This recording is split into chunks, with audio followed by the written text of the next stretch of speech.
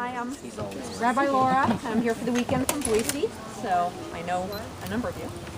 And this is a reading from a Jewish theologian, Martin Buber, that I thought was appropriate for this occasion.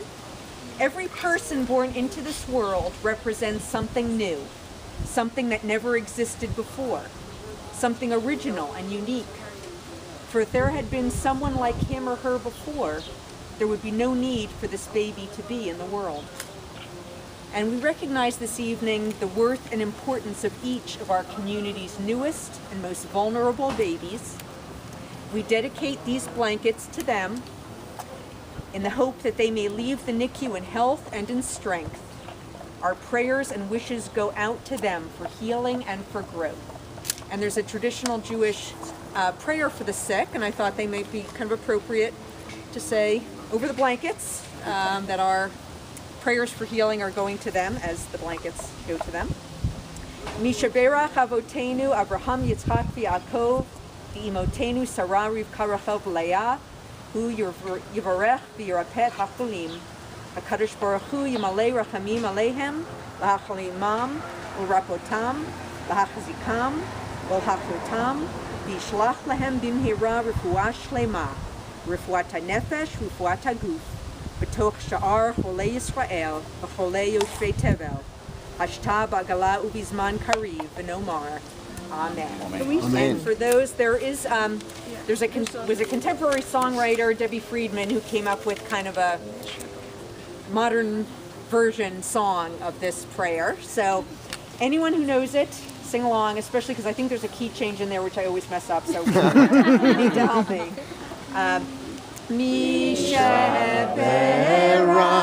avotenu Mikol habracha leimotenu. May the source of strength, who blessed the ones before us, help us find the courage to make our lives a blessing, and let us say Amen.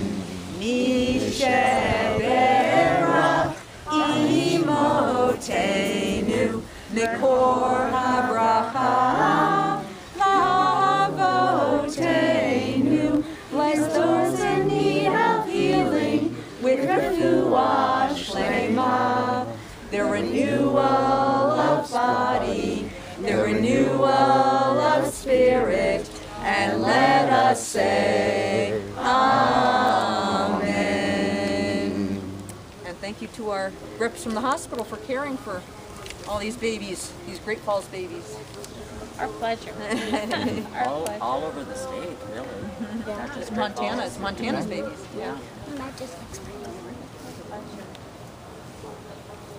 You guys want to say anything from the hospital? Sure, absolutely. I was going to, and then I thought, is the time okay? Jump in here. You know what is so nice to see, Sarah, is that in our youth that they are being raised with an eye on generosity and being able to serve those that are in need. And in this case, in the NICU, we serve lots of different families that come from all kinds of backgrounds. And even the ability to give them a blanket that's been, in this case, knitted and stitched together with love and kindness will benefit them and their baby. Give them a sense of, there's nothing like being able to wrap a baby in a blanket. For those of us that, have had children and care for children, they just go together. And so this will be something that will be, these families will be able to enjoy as their baby grows and grows. So thank you so much. And I continue to look for those opportunities, to step out and serve and carry that spirit of generosity with you, because it's a quality, unfortunately, we see diminishing in the world, and we want to embrace those that that have and see the vision of being able to help those that are in need. So it's wonderful. And thank you for all of your time and effort. Yes. So, that's right. I have a feeling that this will be a lifelong legacy for you. I want to invite you to be able to come up and see the NICU one of these days and Wendy, you can just get a hold of me and love to be able to give you a tour. So you can see a little bit more about what our world is and the impact that you're able to have. Thank you.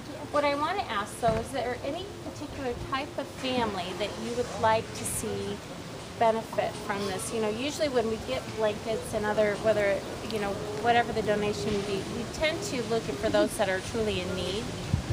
But some like to specify if they're from outside of Great Falls or you know, families that travel or... I really don't care. I think that somebody in need who can't provide a blanket is what we're looking for. That's somebody... Someone who can't provide a blanket themselves or might have difficulty providing a blanket. Perfect. Yeah. That would be great.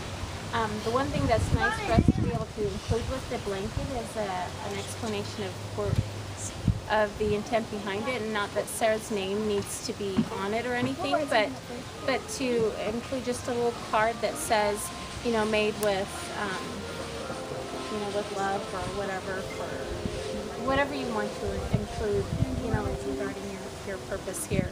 And that's nice because then it makes it a little more personable for the families to see who, that someone did take time.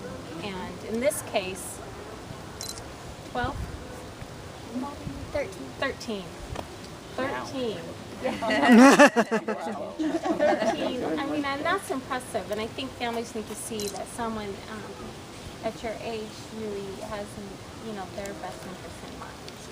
So that would be wonderful if you could have that. Will you tell us the names of the babies? I can't tell you the names. Sarah, you don't want to know the world names. It's a blessing. There you go. It's a world now that we can't disclose more information than just know that we will give them to someone who truly is in need and you can trust me with that. Thank you. So, yeah. My pleasure. Thank you.